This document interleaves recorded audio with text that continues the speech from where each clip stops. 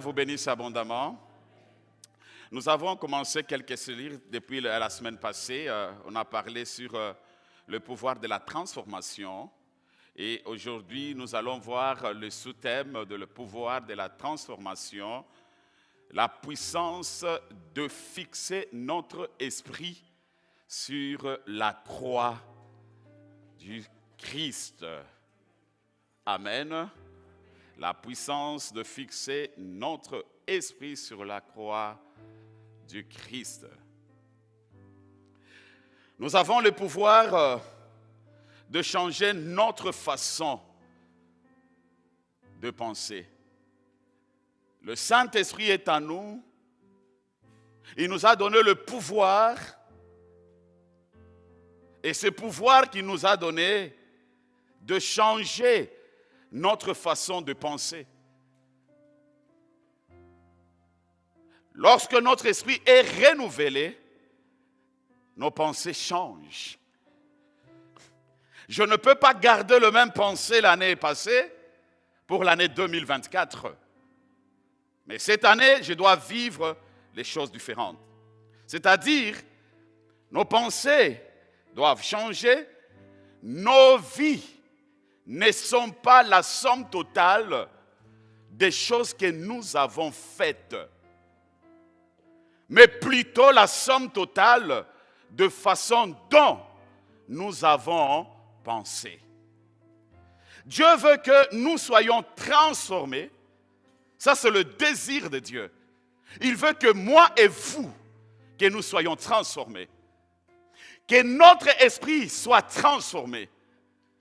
Que nos pensées soient transformées.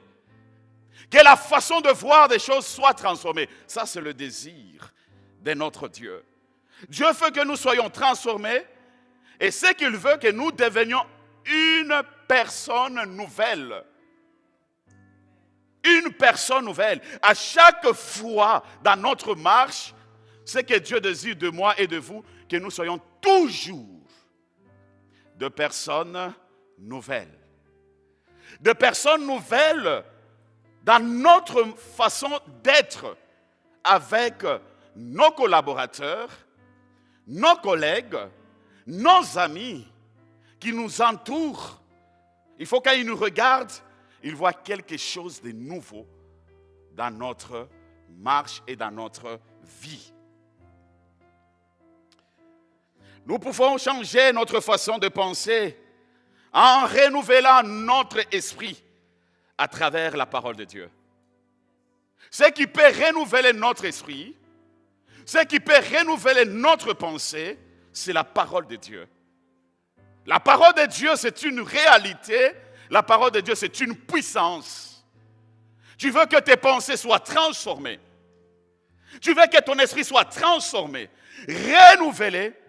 Il faut laisser la parole de Dieu trouve la place dans votre vie. Et lorsque la parole de Dieu trouve la place dans votre vie, c'est cette parole qui apportera la transformation totale de ta vie. La parole, c'est la lumière, comme nous venons de le chanter, Ori. Ça éclaire nos vies. La parole de Dieu peut nous propulser et nous amener plus loin. La parole de Dieu. Bien-aimés, dans Romains chapitre 12, le verset 2, nous allons voir deux types de personnes. Dans ce livre de Romains chapitre 12, le verset 2. Ne vous conformez pas au siècle présent, mais soyez transformés par le renouvellement de l'intelligence, afin que vous discerniez quelle est la volonté de Dieu, ce qui est bon, agréable et parfait. Il y a deux types de personnes quand nous lisons ce verset. Nous voyons le premier type de personnes ici, c'est les planificateurs nerveux. Dis à celui qui est à côté de toi, planificateur nerveux. Est-ce que tu peux lui parler avec assurance? Planificateur nerveux. Est-ce que tu peux acclamer pour le roi des rois?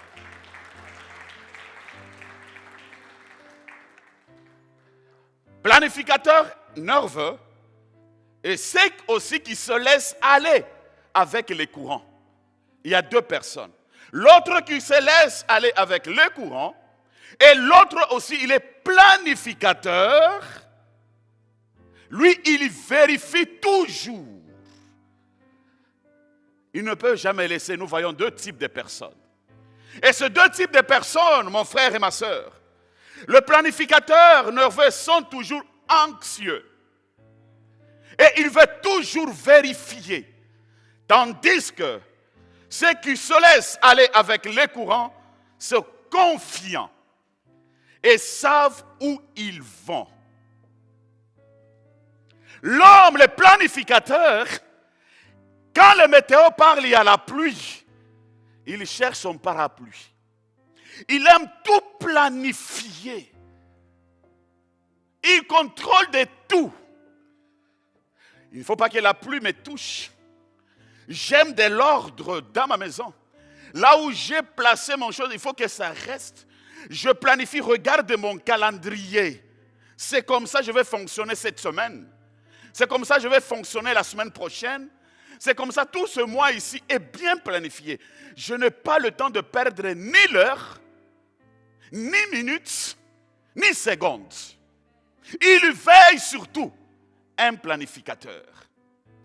Un planificateur, il croit totalement à ce que lui, il planifie.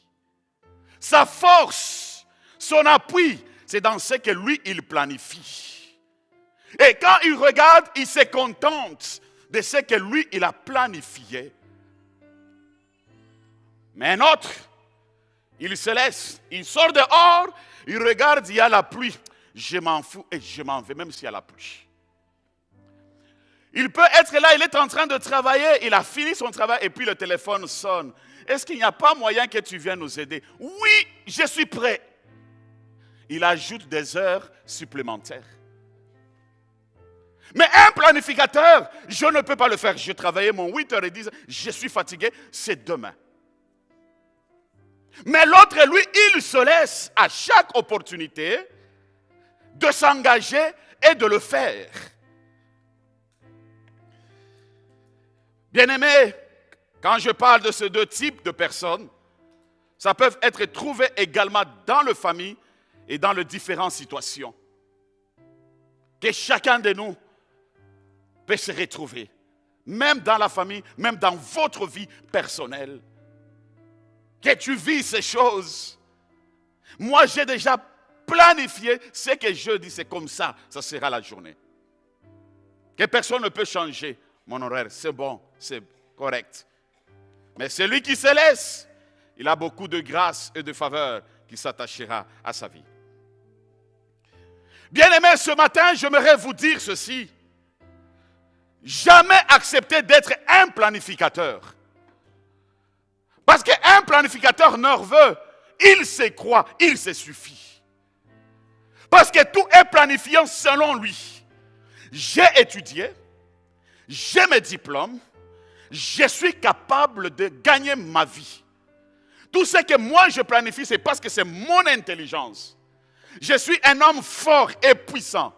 D'ailleurs, tout ce que moi je fais, je réussis toujours. Il n'y a rien qui peut m'empêcher d'avancer. Mais l'autre là, il dit, moi je suis faible. Ma faiblesse, moi je peux faire n'importe qui. Quoi? Même s'il s'agit de balayer, je le ferai. Même si on m'envoie 10 000 fois, rien ne peut m'arrêter. Je veux le faire. Je veux avancer. C'est celui-là qui se laisse, que ce vent, que ce courant puisse l'emporter. Je pense que c'est toi ce matin. Je pense que c'est toi ce matin. Parce que toi, tu n'es pas planificateur. J'ai dit que tu n'es pas planificateur, mais c'est toi qui vas laisser. Pourquoi tu vas te laisser? C'est le Saint-Esprit qui va te pousser d'aller dans cette liberté. Pour que tu puisses témoigner de la fidélité et de la grandeur de Dieu. Bien-aimés, c'est le temps que nous devons sortir dans notre plan à nous. Notre propre volonté qui bloque pour que le Seigneur puisse amener le changement. Tellement nous sommes cartésiens dans nos pensées, c'est très difficile de s'épanouir. On tourne à rond parce qu'on est cartésien dans nos pensées. Nous ne voulons pas se laisser au vent de l'Esprit. Que l'Esprit de l'Éternel puisse nous pousser. Que l'Esprit de l'Éternel puisse nous diriger. Mais plus nous nous confions à notre propre volonté. Et notre propre volonté nous bloque de ne pas s'épanouir. Et nous tournons à rond 2 années et 2 années et nous ne voyons pas la main de Dieu. Ce matin, je proclame que tu dois sortir dans votre planification. Je dis que tu sortiras ce matin au nom de Jésus. Parce que c'est le temps de Dieu pour toi. Dis à celui qui est à côté, c'est ton temps. Tu dois sortir. Oui, laissez le Saint-Esprit diriger nos vies. Si tu veux arriver à ta destinée, laisse le Saint-Esprit dirige ta vie. Il est temps de sortir. Et si tu es en train d'aller progressivement à votre destination, nous devons être confiants et savoir où nous allons. Comme ceux qui se laissent aller avec le courant. À chaque fois, nous avons donné notre vie au Seigneur. Tu as pris la décision que ma vie c'est Christ. Moi, je veux marcher avec Christ. Tout ce qui est à moi, c'est Christ. Est-ce que mon frère, tu sais là où Christ est en train de t'amener? Comment tu peux planifier pour ta vie et tu mets des points pour ta vie? Au lieu de se laisser Christ emporter, il t'amène là où il veut t'amener. Dieu, il te voit grand, mais toi, tu te vois petit. Dieu, il te voit à réaliser des grandes choses avec toi, mais toi, tu te freines. Pourquoi? Parce que tu as planifié toutes choses. Tu n'as pas laissé la place à Dieu de se glorifier. Mais que ce matin, que le Saint-Esprit renouvelle tes pensées. Que le Saint-Esprit renouvelle tes pensées. Qu'il renouvelle ton esprit. Afin que vous compreniez que je dois me laisser, que le vent de l'esprit m'emporte. Là où il veut que j'arrive, j'y arriverai avec lui. Ta destinée à toi, c'est Jésus. Ta destinée à toi, c'est lorsque tu t'accroches de lui. Lorsque tu t'abandonnes de lui, il t'amènera au bon port. Mais lorsque tu planifies toi-même, tu arrêtes la main. Continuer mes études. Comment je veux avancer dans mes études? Il m'a donné l'opportunité de travailler. Comment je vais encore aller plus loin avec mon travail? Tu peux juste arriver avec le Seigneur. Vous savez, à chaque fois quand nous nous réveillons, quand tu as le voyage, nous quittons nos maisons, on arrive à l'aéroport, tu ne peux pas aller à n'importe quelle porte. Donc chacun a sa porte, selon votre compagnie. Si c'est Air Canada, tu vas chercher la porte là où il y a le Air Canada. Si c'est Air France, tu chercheras aussi là où il y a la porte de quoi? Mais si également c'est Bruxelles Line, tu chercheras aussi? Éthiopienne, c'est la même chose. C'est-à-dire, chaque destinée, il y a les avions bien appropriés. Il faut que tu entres par cette porte pour que cette porte puisse t'amener à votre destinée. Tu ne peux pas, toi, tu voyages pour Bruxelles, alors toi, tu prends l'avion qui part en Corée du Sud. Donc là, ça devient compliqué. Alors ce matin, bien-aimé, lorsque tu entres sur votre porte, tu es rassuré. Et lorsque tu entres maintenant dans votre avion, l'avion va t'amener où? À ta destinée. Et lorsque tu arrives à ta destinée, tu es en paix et dans la joie. Je suis arrivé à ma destinée. Ah, gloire soit rendue à Dieu. C'est la même chose que nous devons laisser nos vies, soit être dirigés par Dieu comme nous prenons l'avion. Quand tu montes dans l'avion, tu fais confiance au pilote. Il y a même des gens qui enlèvent les chaussures. En oubliant, il y a aussi des zones de turbulence. Mais il a enlevé les chaussures. Il est confiant, il est rassuré que je vais arriver à ma destinée. Même si l'avion bouge, mais tu es sûr que j'arriverai à ma destinée. C'est la même manière, bien-aimé. Dans le Seigneur, là où tu te retrouves, il y a des vallées de l'ombre de la mort. N'abandonne jamais ta foi. Toi, tu dois tenir bon pour arriver à ta destinée. Ce matin, le Seigneur t'appelle, il t'invite. N'abandonne pas à mi-chemin. Tu es dans votre porte de la destinée. Il dit, viens vers moi et moi je t'amènerai à ta destinée. Tout ce que Dieu a planifié pour toi, ce qu'il a planifié pour tes enfants et pour ta famille, ce que Dieu a planifié pour tes enfants, pour ton travail, il le réalisera. C'est pourquoi ce matin je t'encourage. Tu as l'inspiration de l'entreprise, commence dans ton entreprise. Tu as l'inspiration des études, va aux études. Tu as l'inspiration d'aller encore plus loin dans ton travail. Vas-y mon frère. Ne regarde pas les vallées de l'ombre de la mort. Ne regarde pas les secousses de toutes parts. Ne regarde pas les zones de turbulence. Mais tu dois regarder à la finalité, c'est Jésus. Il t'invite, arrive vers moi. Et moi, je t'amènerai à ta destinée. Il est tout pour toi. Est-ce que tu peux acclamer pour le roi des rois? Est-ce que tu peux pousser le cri de joie? La confiance totale. Parce que tu sais là où tu es en train d'aller avec Dieu. Tu n'es pas seul. Tu sais là où tu es en train d'aller avec lui. Tu sais là où il est en train de t'amener. Alors mon frère, si tu doutes encore aujourd'hui, ça devient très sérieux pour toi. Tu n'as dit, Seigneur, là ce matin j'ai besoin de toi. Que tu puisses m'aider pour que je puisse arriver à ma destinée. Ce sont des personnes qui se laissent. Que le vent l'amène là où il veut. Ce sont des personnes qui se jettent. Seigneur, me voici. De moi-même, je ne saurais pas. Mais j'ai besoin de toi. Et le Seigneur l'aide. La confiance totale. La manière que nous le faisons quand nous sommes dans l'avion avec les pilotes. Plutôt que les planificateurs nerveux, ils sont toujours anxieux. Vérifiant toujours. C'est leur rôle. Regarde aujourd'hui. Là-bas, vraiment, les gens de l'accueil, ils ont oublié, il fallait que le panier là soit de l'autre côté. Et ils sont là toujours pour vérifier toujours. Là-bas, non. Vraiment, l'image ici, il fallait que ça soit comme ça. Mais là, on a mis comme ça. Les planificateurs, ils vérifient toujours. Ils aiment toujours vérifier. Regardez, non mon frère, arrête de vérifier. Mais c'est le temps de mettre maintenant la foi en action. Arrête de vérifier pour ton entreprise. Mets ta foi que Seigneur, tu m'amèneras plus loin et il t'amènera plus loin. Ne sois pas toujours planificateur nerveux. Toujours vérifier. Tout ce qui est tout autour, il faut vérifier. Non, dans le Seigneur, non. Laisse-toi que le Saint-Esprit t'emporte. Laisse-toi le Saint-Esprit t'amène là où il veut t'amener.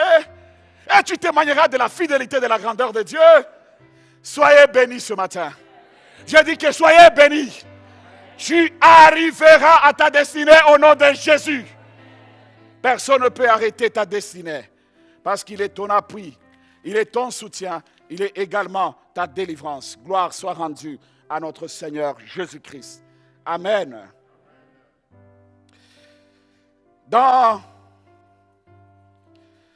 Que Dieu soit béni, que Dieu soit glorifié. Vous allez m'excuser. Dans 1 Corinthiens chapitre 1, le verset 18, la parole de Dieu dit ceci. Car la prédication de la croix est une folie pour ceux qui périssent. Mais pour nous qui sommes sauvés, elle est une puissance. Une puissance de qui? De Dieu. Quand vous regardez dans ce verset, on parle, la première des choses, on parle de la croix de Jésus. La deuxième des choses, qu'aujourd'hui, la croix continue à parler. Et si la croix continue à parler, ça doit être entendu. Entendu par votre vie. Si tu crois que la croix continue à parler aujourd'hui, ça parle. Ça se révèle à nous. La croix a tout résolu pour vous et pour moi. La croix, c'est la destinée finale pour nous, toi et moi. La guérison, Jésus l'a accompli à la croix. La délivrance que tu cherches, Jésus a accompli à la croix.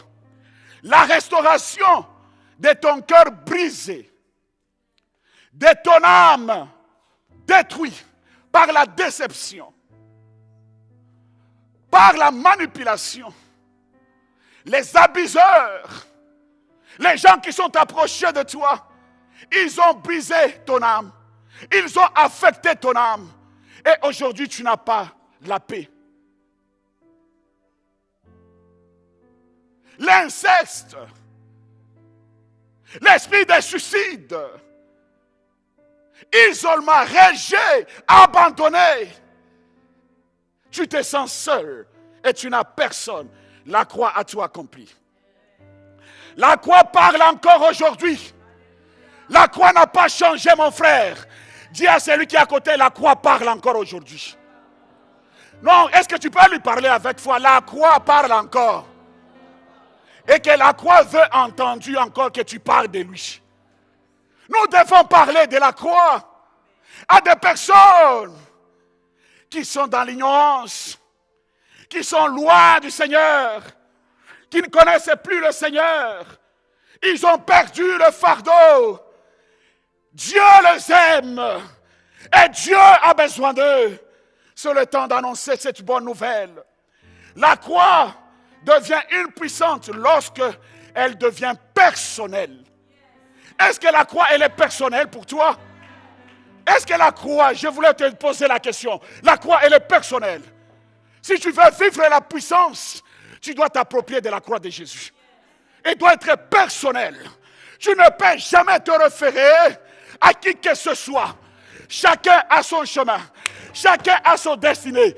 La même manière quand nous arrivons à l'aéroport, celui qui part en Japon, il prend sa destinée. Celui qui part aux États-Unis, il prend sa destinée. Mais nous devons nous approprier de la croix personnellement. Et si tu t'appropries de la croix, c'est cette croix qui t'amènera plus loin. Est-ce que tu t'appropries de la croix de Jésus? Est-ce que la croix est personnelle? Est-ce que tu le vis, cette croix, personnellement? C'est une question, mon frère. C'est une question, ma soeur, que nous devons nous poser réellement. Est-ce que la croix de Jésus, je le vis personnellement? Pour que je puisse témoigner la grandeur et la puissance de Dieu. Pour que je puisse témoigner de la fidélité et de l'amour de notre Seigneur Jésus-Christ. Quand nous parlons de ce texte, nous voyons c'est le public de 1 Corinthiens 1,18. Là, nous voyons le texte est écrit aux croyants de Corinthe, c'est-à-dire une ville qui était bouleversée, 1. Politiquement, 2. Philosophiquement, 3. Moralement, et 4. Culturellement. Alors, mon frère, alors, ma soeur, le temps de Dieu est arrivé pour toi. Le temps de Dieu est arrivé pour moi. Nous devons, bien-aimés, nous approprier de la croix personnellement. Si tu veux renverser beaucoup de force au-devant de toi, même dans le quartier là où tu habites, approprie-toi de la croix. Et si tu laisses la croix prendre sa place dans votre vie, tu iras très loin et tu témoigneras de la fidélité de Dieu. Deuxième point, nous voyons c'est l'approche de Paul pour prêcher. Dans 1 Corinthiens chapitre 2, le verset 1er jusqu'au verset 5. La parole de Dieu dit ceci.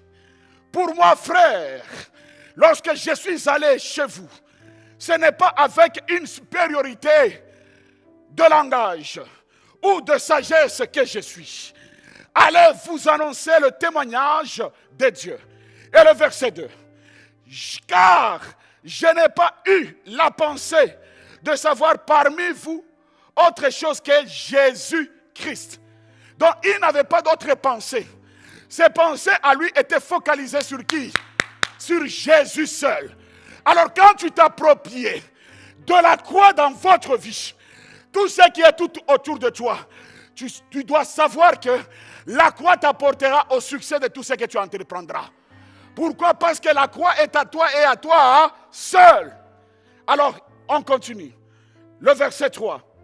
Moi-même, j'ai été auprès de vous dans un état de faiblesse. Waouh! De crainte. Là, c'est Paul. Il dit, dans un état de faiblesse et de crainte et de grand tremblement. À ma parole et à ma prédication, ne reposez pas sur les discours persuasifs, mais de la sagesse, mais sur une démonstration, alléluia, démonstration de l'esprit et de la puissance, afin que votre foi fût fondée, non sur la sagesse des hommes, mais sur la puissance de Dieu. Le planificateur nerveux, et ils ont la sagesse humaine, mais ceux qui se laissent emporter par le vent de l'esprit, ce sont des personnes qui ont la sagesse d'en haut. Paul, il a parlé, je n'ai pas besoin de regarder tout ce qui est tout autour de moi, mais moi, mon fardeau et mon souci est focalisé sur la personne qui est Jésus-Christ de Nazareth. Alors mon frère, c'est le temps où nous devons démontrer la puissance de Dieu. Approchez-vous à des personnes qui sont loin du Seigneur, qui ne connaissent pas Jésus. Parlons de Jésus. Témoignons de Jésus. Amène-le vers le Seigneur. Et Dieu ne manquera pas de te bénir. Paul s'est approché au Corinthe. L'objectif de Paul, c'est pour que ce peuple de Corinthe puisse revenir au Seigneur.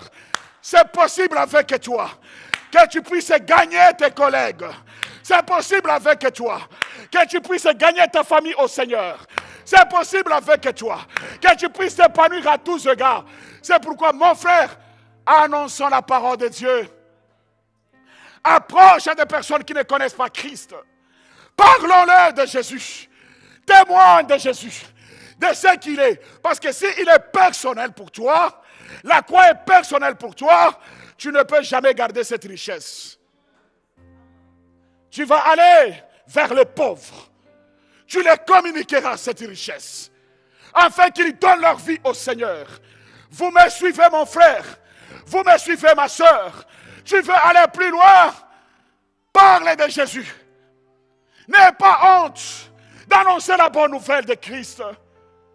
Mon frère, prêchons la parole. Amenons les perdus vers le Seigneur. Tu veux voir la main de Dieu? Le Seigneur te parle ce matin. Regarde tes amis. Regarde tes collègues. Combien de fois tu le parles? Il faut qu'on nous envie, mon frère et ma soeur. On te regarde. Ou dis-nous, je vois Jésus qui vit personnellement dans la vie de cet homme. Quand tu commences à créer tes entreprises, non, ça c'est la main de Dieu qui est sur cette entreprise. Comment telle personne est en train de progresser comme ça? Ah, il a compris sa destinée. La finalité pour lui, c'est qui? C'est Jésus. C'est-à-dire la croix du Seigneur.